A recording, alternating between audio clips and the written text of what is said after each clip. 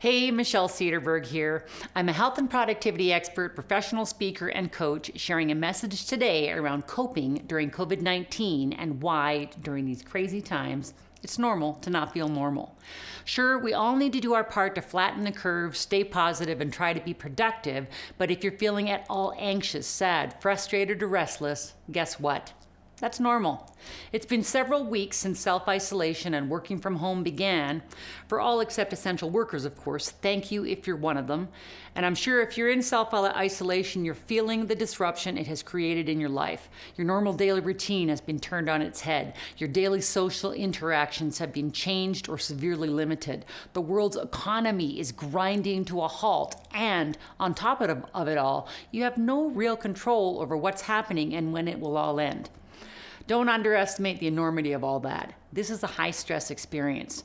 You've had to make a lot of adjustments in a short period of time with working from home, juggling childcare and their schooling, taking care of basic needs like food and worrying about other families and friends. And of course, there's the ongoing uncertainty about how things will play out in the weeks ahead and how our futures will be impacted.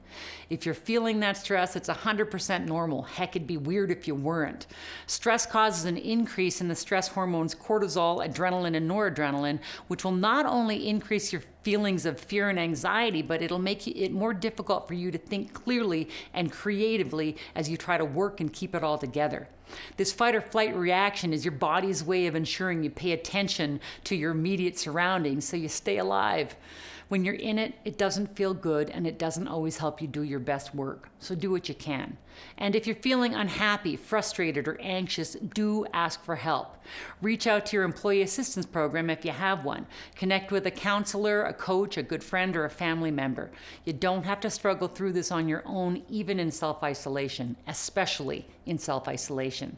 And as the weeks progress, you might also begin to feel bored or depressed, and that's normal too.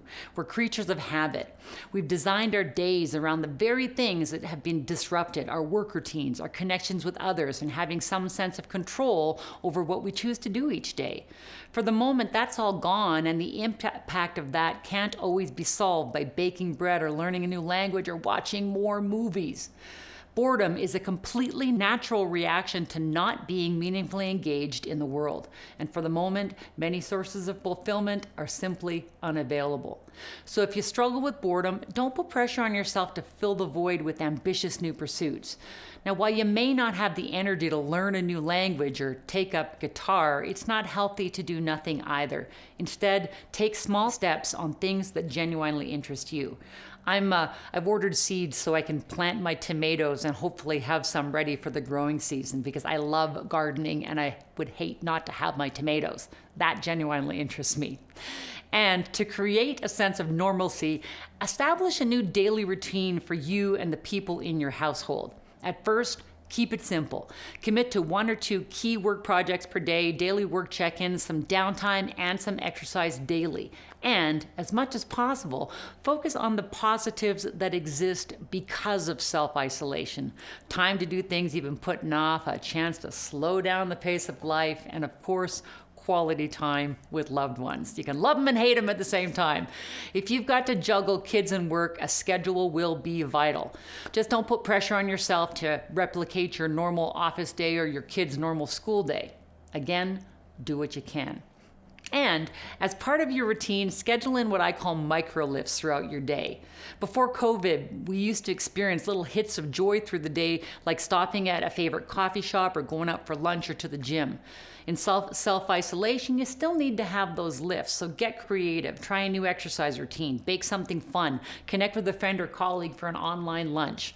Your emotions may also change from day to day, from good to sad to worried or bored, and we can't forget anger or frustration. There's so much we can't control. There's so much we still don't know, and there's still a lot of questions around what will happen after all of this.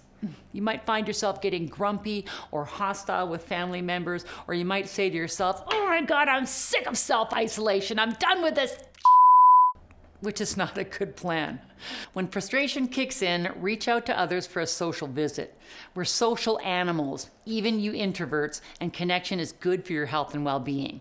When we have conversations with people that we like, our body releases oxytocin, which is the hug drug, and you'll feel more grounded and calm and gain a higher sense of control over the moment. And hey, some of you will navigate the highs and lows of this much easier than others. If that's you, that's also normal and very resilient. Keep doing what you're doing and consider using your extra powers for good. Check in with others a bit more often or plan some random acts of kindness. One final thought. As you self-isolate, take care of your health.